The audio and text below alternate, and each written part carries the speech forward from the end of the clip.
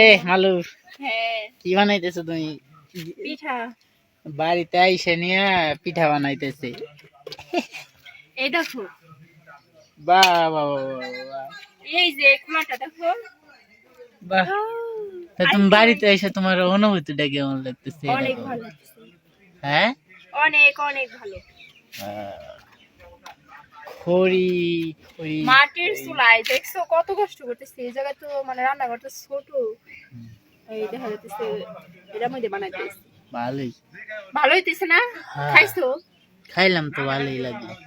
তা তুমি পিঠা বানাইতে পারো? চেষ্টা করতেছি বানাইতে। এই দেখো এটা খোলা, দেখছো এটা সুন্দর হয়েছে। হ্যাঁ তাই তো দেখি।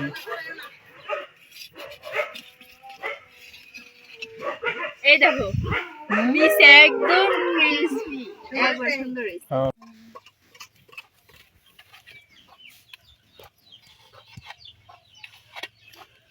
মাটির চুলায় পিঠা বানানো ভালোই লাগে, হ্যাঁ মানে ওই স্বাদটাই অন্যরকম।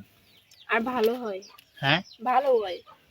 হ্যাঁ, হ্যাঁ, আমি তোমার একটা কথা কই, যেমন এই দেখো পানি, গ্যাসের গ্যাসের চুলায় যদি পিঠা বানাও ওই স্বাদটা তখন ভালো লাগে না।